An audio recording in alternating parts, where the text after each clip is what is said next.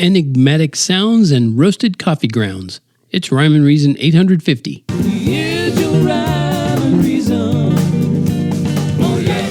Hey there, Tony here, and I got a little test for you. What do these words have in common?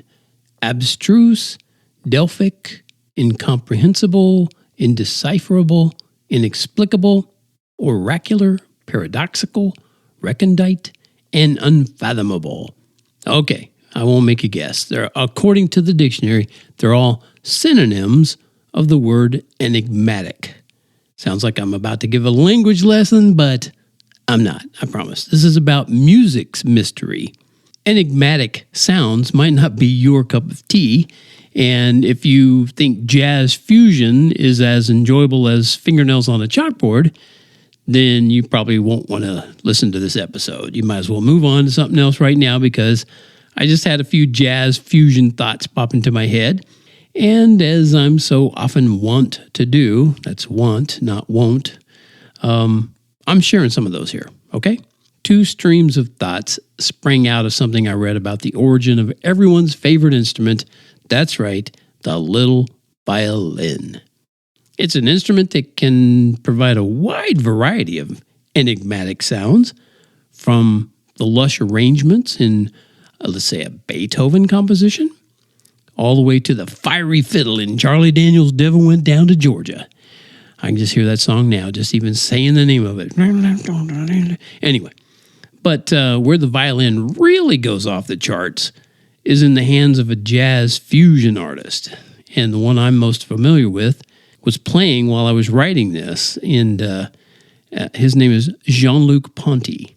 A record store clerk told me about him way back in 1977, while I was in there actually purchasing the Dan Fogelberg Netherlands album that I mentioned recently. And the clerk suggested Ponty's album, Enigmatic Ocean. It's not an easy word to say. The more I say it, I'm thinking, it doesn't roll off the tongue, enigmatic. Anyway, that album goes nicely with my fresh brewed dark roast coffee when I'm having it in the morning. So anyway, back then, yes, I bought it. Now, don't listen to it if you don't like jazz, especially if you don't like jazz fusion. And definitely don't buy it if you don't care for music from the 1970s. And you most definitely don't even look for it on YouTube, which I left a link for, by the way, if improvisation without the benefit of vocals ain't your thing, because that's what's going on in this. But if you appreciate a group of musicians playing in sync so well, it sounds like they're using the same brain, then you might find Enigmatic Ocean interesting. And if a rocked-out electric violin piques your interest, Jean-Luc can certainly show you that. As enigmatic the sounds coming off this album are, they're not my favorite violin expressions. I still say you can't go wrong with the maestro, Beethoven. And I left a link to a nice concerto of his also. All these links that I'm talking about can be found on tonyfunderburk.com/enigmatic sounds. Oh, yeah, you know what? There's another one, the Celtic strings. Those can really tug at your heartstrings. Like, you've probably heard them in some emotional movie scene, Braveheart, I think of that, those kind of things. Anyway, there's lots of them.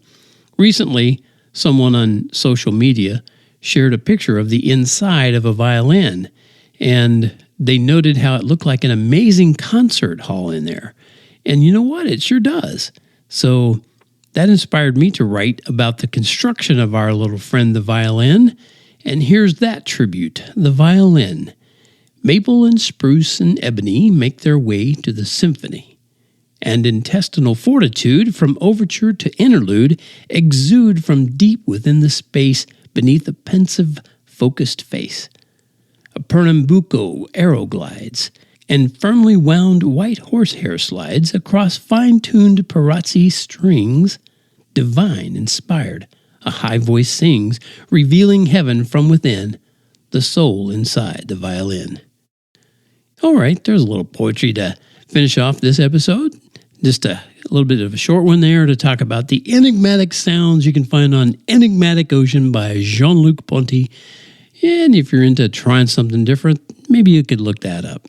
Until next time, this is Tony from TonyFunderburk.com, reminding you that life does have rhyme and reason because God made you. There's a rhyme and reason for your life. There's a rhyme and reason why